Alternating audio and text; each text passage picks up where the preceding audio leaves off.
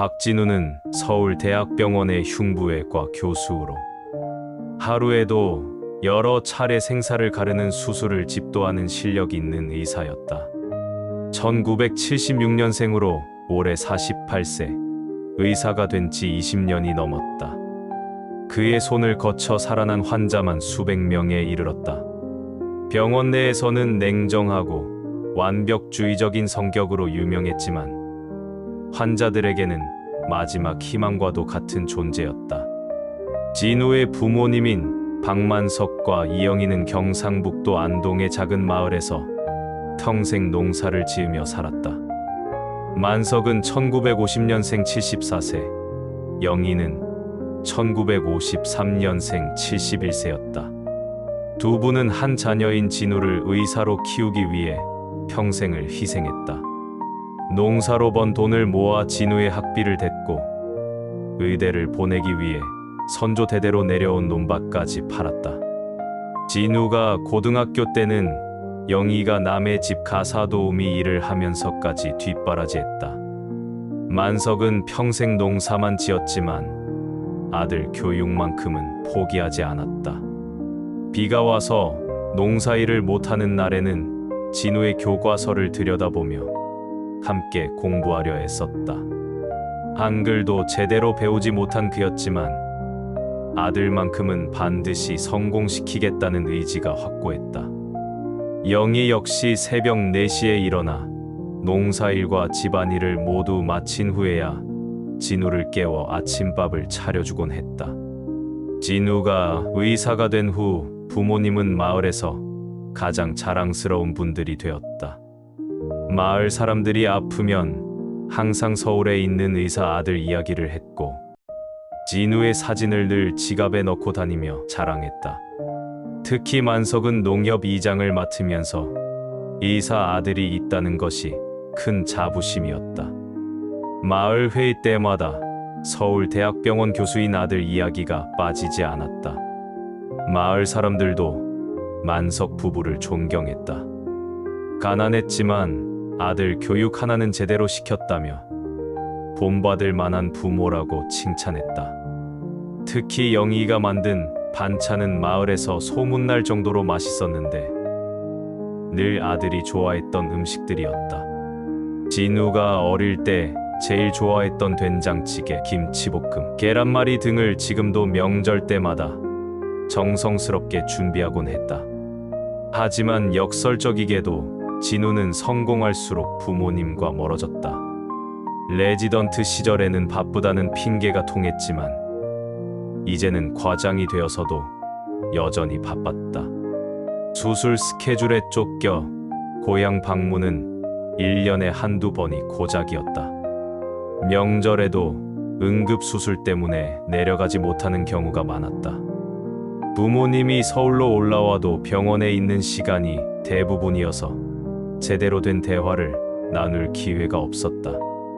진우의 아내 수연은 이화여대 음대를 졸업한 피아니스트였다가 결혼 후 강남에서 음악학원을 운영하고 있었다.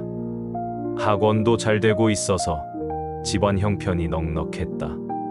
시부모님을 모시는 것에 대한 경제적 부담은 없었지만 시골 출신 시부모님과는 문화적 차이가 컸다. 수연은 예의는 지켰지만 사투리를 쓰시고 농사 이야기만 하시는 시부모님과 깊은 대화를 나누기는 어려웠다. 고3인 아들 민주는 아버지를 닮아 의대 진학을 준비하고 있었다. 성적도 우수하고 아버지처럼 의사가 되는 것이 당연하다고 여겨졌다. 하지만 할아버지 할머니와는 1년에 몇 번 보지 못해서 그리 친밀하지는 않았다. 중2 딸 서연은 엄마를 닮아 음악에 재능이 있었지만 집안 분위기상 공부에만 집중해야 했다. 할머니가 오시면 피아노를 쳐드리곤 했는데 영희가 그것을 가장 좋아했다. 복선이 이때부터 깔리기 시작했다. 진우는 병원에서 환자의 생명을 구하는 일에만 몰두하며 정작 가장 소중한 사람들과는 시간을 보내지 못했다. 부모님이 전화를 걸어도 수술 중이라며 나중에 다시 걸겠다고 하고는 까먹기 일쑤였다. 심지어 부모님이 몸이 아프다고 해도 동네 병원에서 간단히 진료받으라며 대수롭지 않게 넘어가곤 했다. 만석과 영희는 아들이 바쁘다는 것을 이해했지만 마음 한구석에는 서운함이 쌓여갔다. 특히 영희는 며느리와의 관계에서도 어색함을 느꼈다. 문화적 차이와 세대 차이로 인해 깊은 대화를 나누기 어려웠다. 손자 손녀들과도 자주 만나지 못해서 친밀감을 쌓기 어려웠다. 진우는 자신이 의사로서 많은 생명을 구하고 있다는 사실에 만족했다. 부모님도 자랑스러워한다고 생각했다. 하지만 정작 부모님이 원하는 것이 무엇인지, 진정으로 필요한 것이 무엇인지는 깊이 생각해보지 않았다. 성공한 아들로 인정받는 것만으로 충분하다고 여겼다. 진우의 일상은 변함없이 바빴다. 새해 첫날에도 응급수술이 있었고 설날에도 응급실을 지켜야 했다. 부모님은 아들이 명절에도 일한다며 마을 사람들에게 자랑했지만 속으로는 아쉬워했다. 특히 영희는 설날 음식을 정성스럽게 준비해놓고 아들이 오기를 기다렸지만 수연과 아이들만 내려오는 것이 서운했다. 영희가 1월 초에 전화를 걸어 몸이 좀 아프다고 했을 때도 진우는 제대로 들어주지 못했다. 수술 스케줄을 확인하면서 전화를 받았던 그는 어머니 말을 끝까지 듣지 않고 나중에 얘기하자며 전화를 끊었다. 영희는 혈압이 높아져서 걱정이었고 가끔 가슴이 답답하다는 증상도 있었지만 아들이 바쁘다는 걸 알기에 더 이상 말하지 않았다. 대신 동네 보건소에서 혈압약만 받아 먹으며 버텼다. 만석도 마찬가지였다. 농사일을 하다가 허리를 다쳤는데 나이가 들면서 회복이 더뎌졌다. 예전에는 금세 나았을 상처가 몇 주째 낫지 않았고 무릎 관절도 시큰거렸다. 의사 아들에게 말하면 걱정할 것 같아서 혼자 동네 한의원에서 침을 맞으며 치료받았다. 진우에게는 괜찮다고만 말했다. 사실 만석은 소화도 잘 되지 않았고 밤에 잠도 설쳤지만 아들에게 부담을 주고 싶지 않아 모든 아픔을 혼자 감내했다. 2월에는 국제의학학술지에 진우의 논문이 게재되었다. 최소 침습 심장 수술 기법에 대한 연구였는데 해외에서도 주목을 받았다. 진우는 이 성과에 도취되어 있었다. 부모님께도 자랑스럽게 소식을 전했지만 통화는 5분을 넘지 않았다.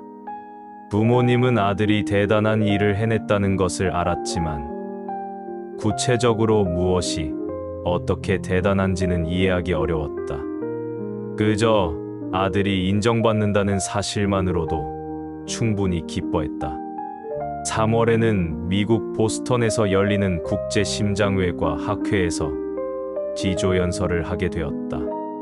진우에게는 의사로서 최고의 순간이었다. 전 세계의 심장외과 의사들 앞에서 자신의 연구를 발표하는 것이었다. 하지만 이 준비 과정에서 가족과의 시간은 더욱 줄어들었다.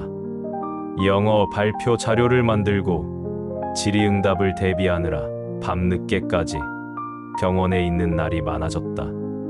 부모님이 3월 말에 서울로 올라온다고 했을 때도 진우는 학회 발표 준비로 시간을 내기 어렵다고 했다. 수연이 대신 부모님을 모시고 청계천, 명동, 남산타워 등을 구경시켜드렸다. 하지만 만석과 영희는 아들을 보러 올라왔는데 정작 아들과는 저녁 한 끼도 함께 하지 못해 아쉬워했다. 특히 만석은 아들이 일하는 병원 모습이라도 보고 싶어 했지만 그것조차 이루지 못했다. 그때 영희가 수연에게 한 말이 나중에 큰 의미로 다가왔다. 진우가 너무 바쁜 것 같다고, 건강은 괜찮은지 걱정된다고. 그리고 예전에는 전화 통화를 할 때 재미있는 이야기도 많이 해주고 웃음소리도 많이 들렸는데 요즘에는 항상 피곤해 보인다고 말했다. 또한 진우가 어릴 때는 집에만 오면 활기차게 이것저것 이야기하곤 했는데 지금은 핸드폰만 보고 있어서 아쉽다고도 했다.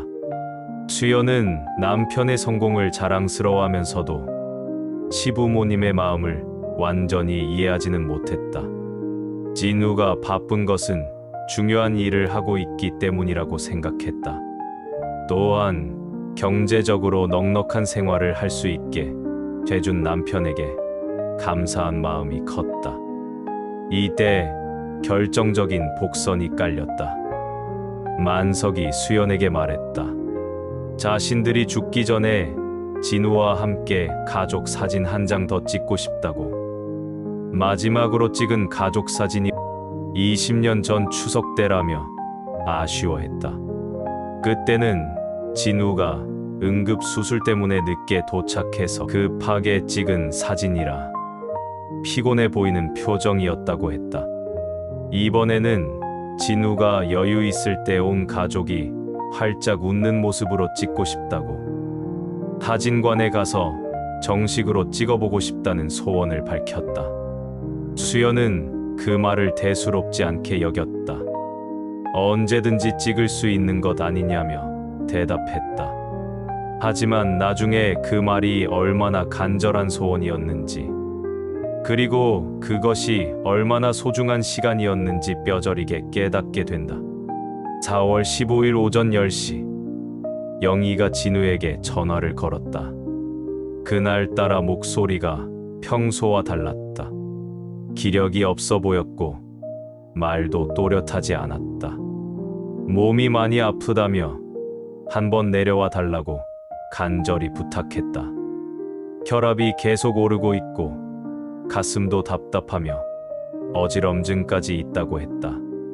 하지만 진우는 이틀 후 심장 이식 수술을 앞두고 있어서 도저히 시간을 낼 수 없었다.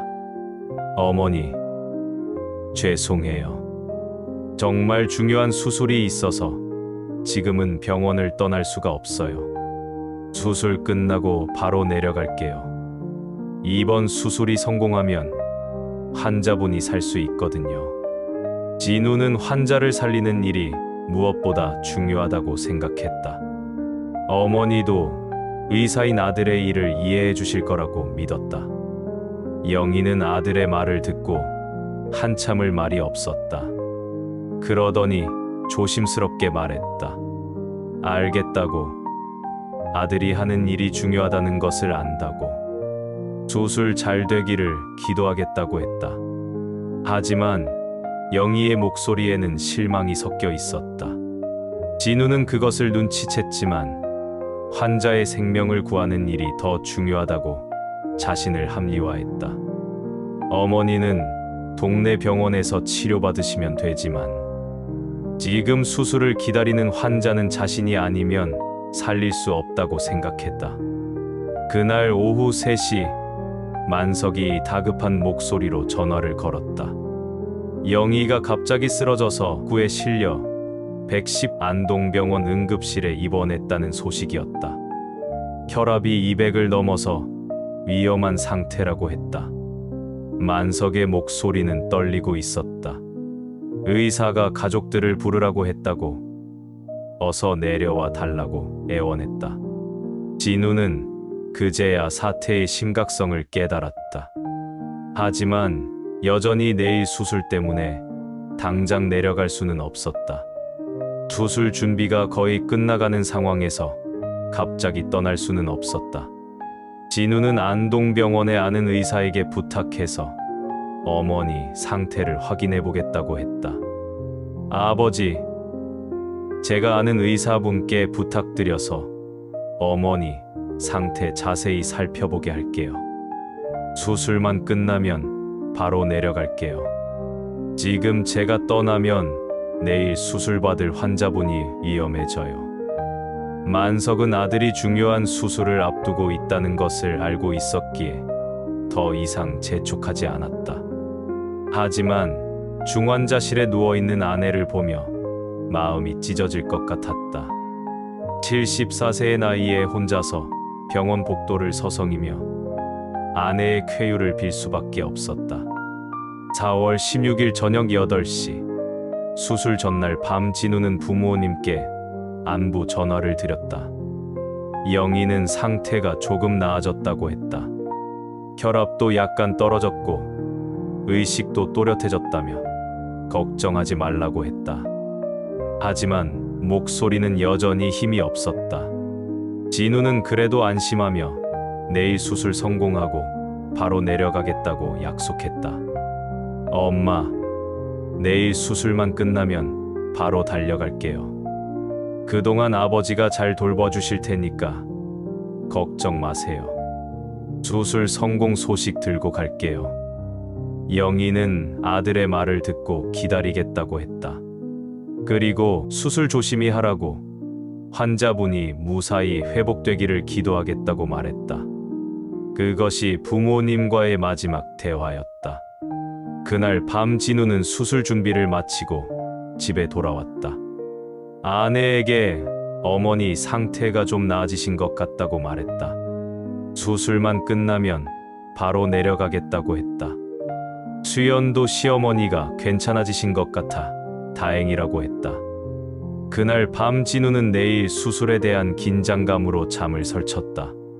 4월 17일 새벽 5시 진우는 심장 이식 수술을 위해 병원에 도착했다.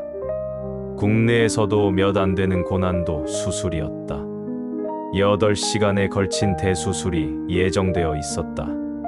수술실에 들어가기 전 진우는 마지막으로 부모님께 안부 전화를 드리려 했지만 시간이 너무 이르다는 생각에 수술 후에 성공 소식과 함께 알리기로 했다. 수술은 새벽 6시부터 시작되었다.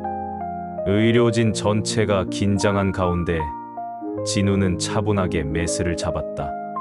환자는 50대 남성으로 확장성 심근병증으로 인해 심장 기능이 거의 정지 상태였다.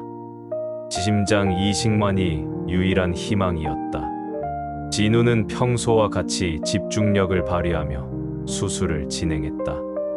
오전 10시경 수술이 중반을 넘어서고 있을 때였다. 수술실 밖에서 간호사가 급히 들어와 진우에게 긴급 전화가 왔다고 알렸다. 하지만 진우는 수술 중에는 어떤 전화도 받을 수 없다고 했다.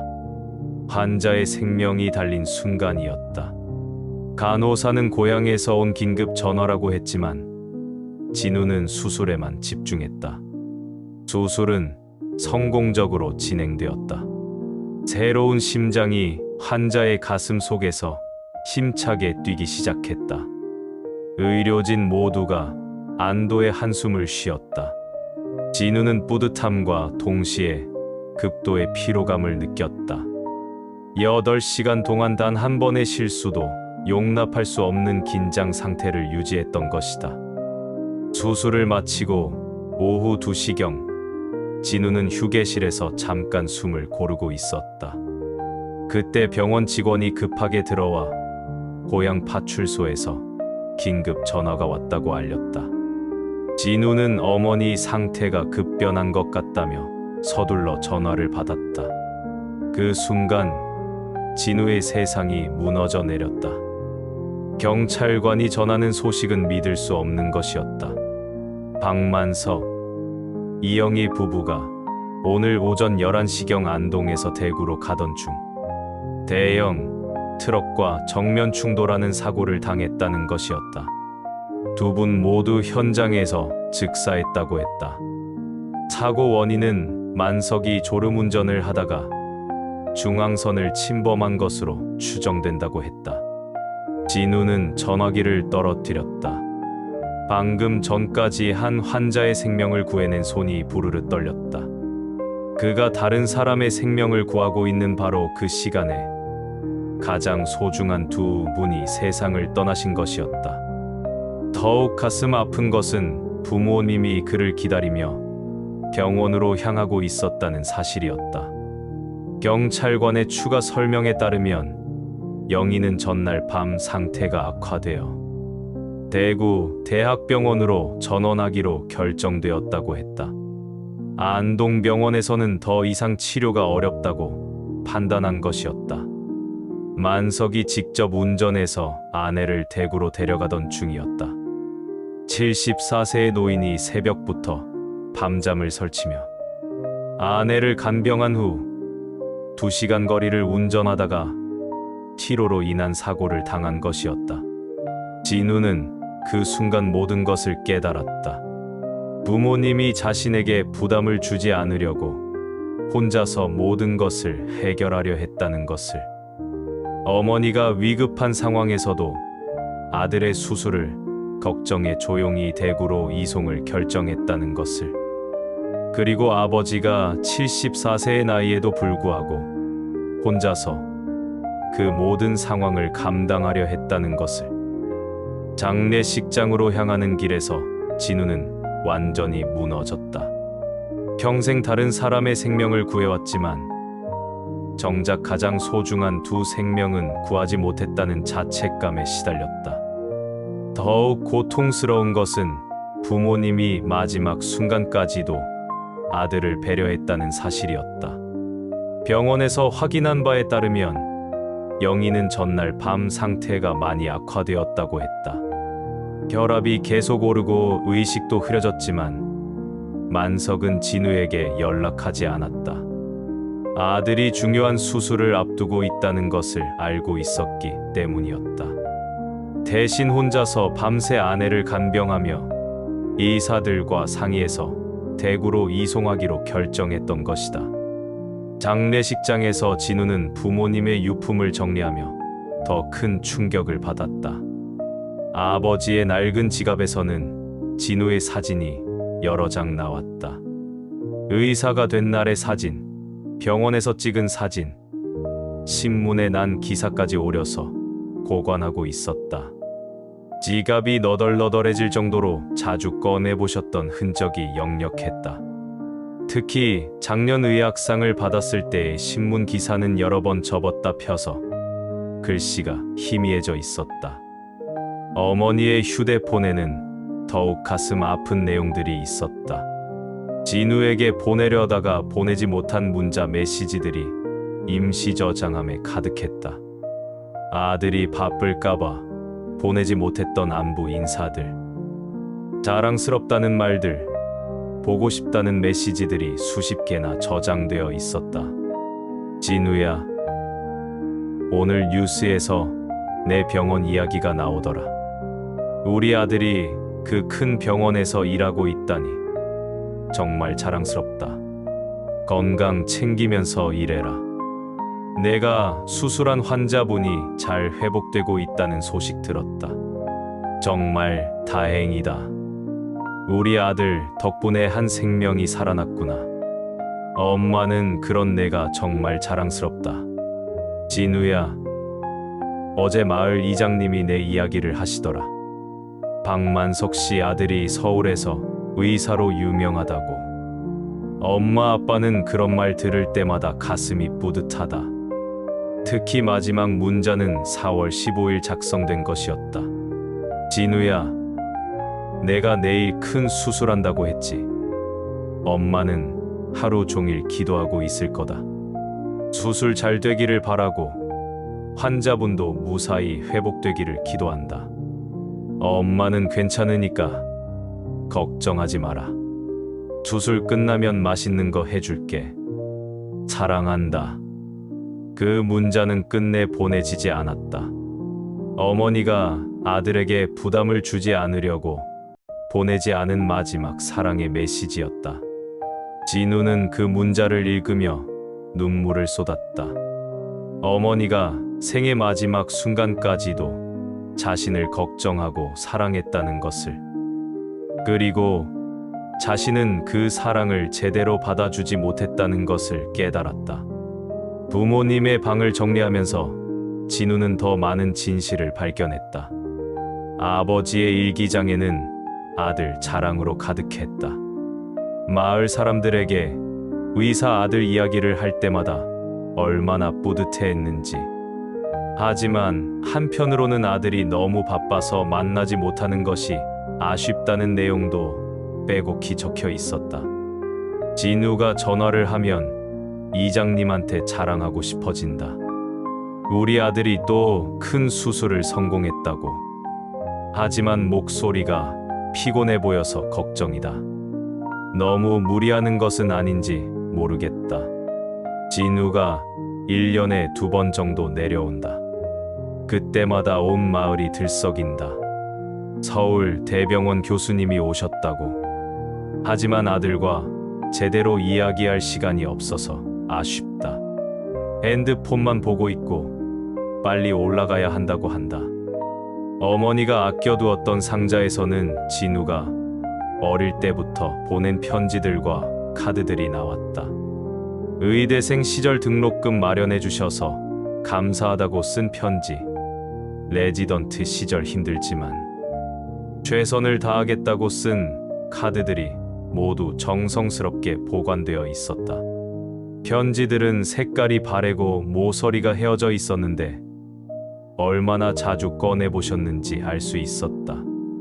하지만 최근 몇 년 동안의 것은 거의 없었다. 진우가 성공하면서 부모님께 마음을 표현하는 일이 줄어든 것이었다. 부모님은 그런 편지나 카드를 계속 기다리고 있었던 것 같았다. 상자 한쪽에는 비어있는 공간이 있었는데 아마도 앞으로 아들이 보내줄 편지들을 위해 마련해둔 자리인 것 같았다. 부모님의 부고 소식을 들은 병원 동료들과 환자들이 조문을 왔다. 그들의 말에서 진우는 부모님이 얼마나 자랑스러워했는지 다시 한번 깨달았다. 평소 진우가 얼마나 부모님을 사랑하고 존경한다고 이야기했는지도 알게 되었다. 한 동료 의사가 말했다. 진우가 항상 부모님 자랑을 했다고. 농사 짓는 부모님이 자신을 의사로 키워주셨다며 늘 감사해했다고. 특히 어려운 수술을 성공시킨 후에는 항상 부모님께 감사하다고 말했다고 했다. 하지만 정작 진우는 언제 그런 이야기들을 했는지 또렷하게 기억이 나지 않았다. 바쁜 일상에 치여 그런 감사함도 습관적으로 표현했던 것 같았다. 진우가 수술한 환자의 가족이 찾아와서 말했다. 수술 전에 진우가 부모님께 안부 전화를 드리는 모습을 봤다고. 바쁜 와중에도 부모님을 생각하는 모습이 인상적이었다고. 그래서 진우를 더욱 믿고 수술을 맡겼다고 했다. 하지만 그 전화들도 대부분 형식적인 안부 인사에 그쳤다는 것을 진우는 알고 있었다. 간호사들은 진우가 부모님 이야기를 할 때마다 표정이 밝아졌다고 말했다. 시골에서 농사 짓는 부모님이 자랑스럽다고 늘 이야기했다고. 특히 부모님이 병원에 오실 때마다 다른 환자들에게도 인사를 정중히 하시는 모습이 인상적이었다고 했다. 하지만 정작 진우는 그런 순간들을 부모님과 함께 충분히 나누지 못했다. 병원 원장은 조사에서 말했다. 진우의 부모님이 병원을 방문할 때마다 아들을 얼마나 자랑스러워하셨는지 모른다고. 다른 환자들에게도 의사 아들 이야기를 하시며 뿌듯해하셨다고. 특히 만석은 진우가 생명을 구하는 일을 한다며 정말 대단한 아들을 두었다고 자랑했다고. 하지만 정작 진우는 그런 순간들을 함께 하지 못했다. 한 환자는 진우에게 이런 말을 했다. 자신이 수술받기 전에 진우가 부모님께 전화하는 것을 들었는데 부모님께 자신의 수술 이야기를 하며 기도해달라고 부탁하는 모습이 감동적이었다고. 그런 마음가짐으로 수술하는 의사라면 믿을 수 있다고 생각했다고.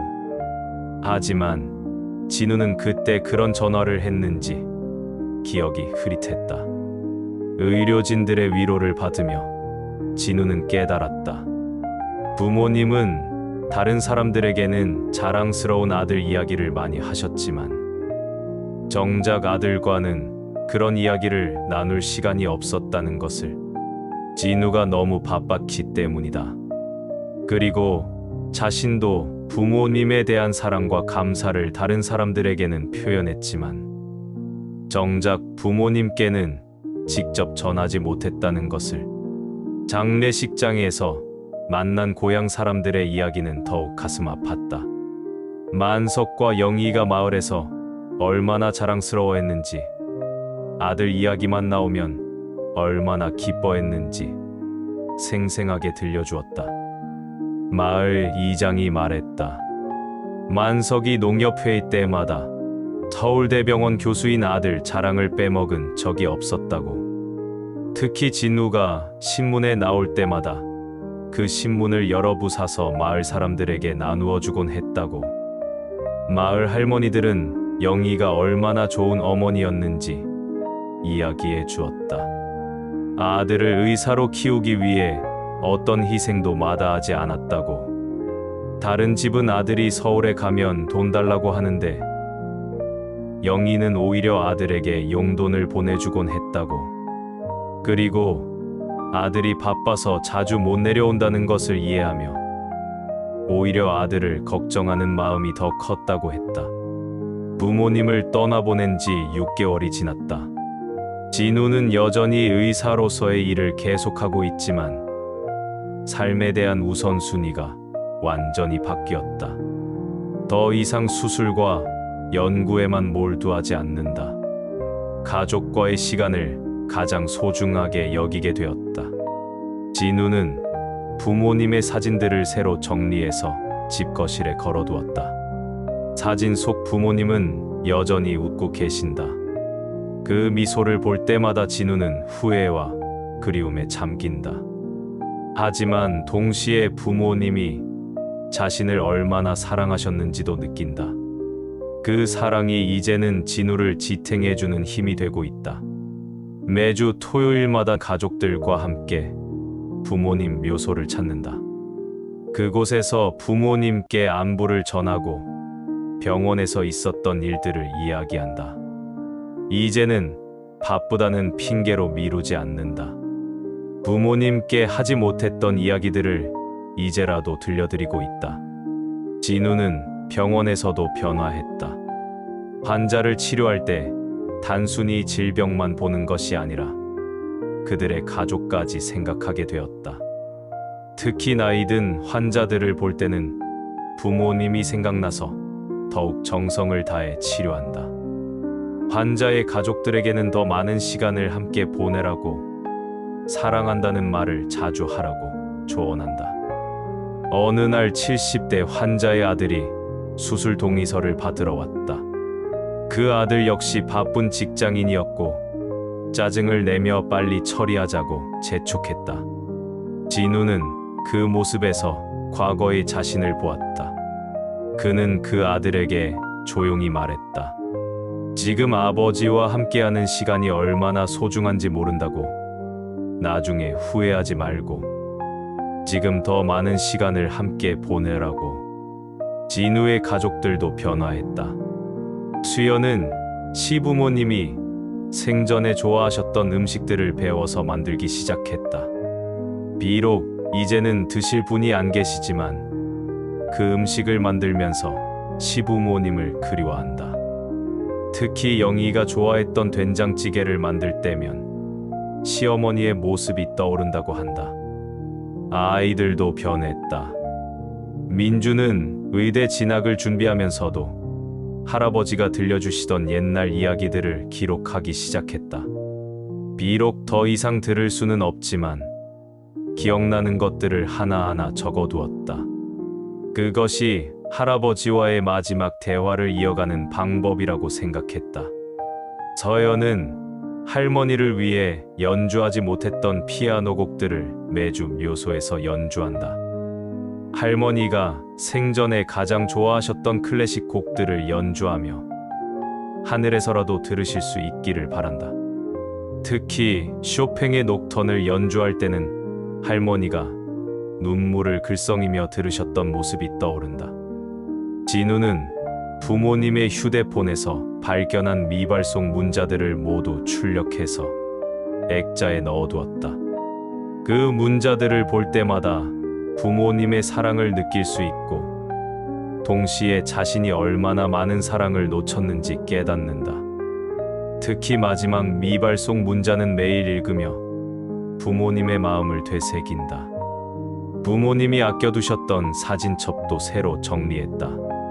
진우와의 추억이 담긴 사진들, 손자, 손녀들과 함께한 사진들을 시간순으로 정리해서 거실에 전시했다. 방문객들이 올 때마다 부모님 이야기를 하며 생전의 모습을 그리워한다. 진우는 이제 환자들에게도 다르게 말한다. 수술이 성공적으로 끝났을 때 가족들에게 말한다. 환자분이 회복되시면 더 많은 시간을 함께 보내시라고. 건강할 때 더 많은 사랑을 표현하시라고. 자신이 경험한 후회를 다른 사람들이 겪지 않기를 바라는 마음에서다. 병원 동료들도 진우의 변화를 느낀다.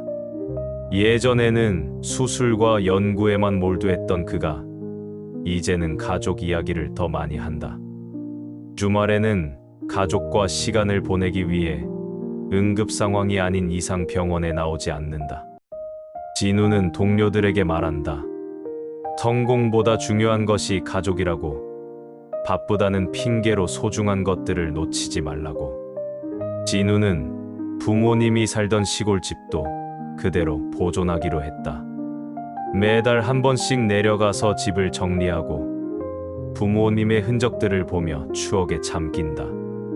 그곳에서 보내는 시간이 그에게는 부모님과 대화하는 소중한 순간이다.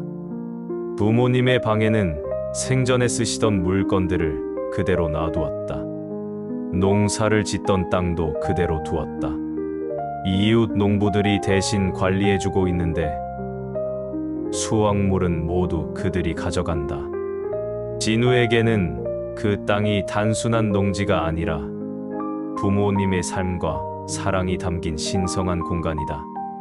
가끔 그 땅에 서서 부모님이 얼마나 고생하며 자신을 키워주셨는지 생각한다.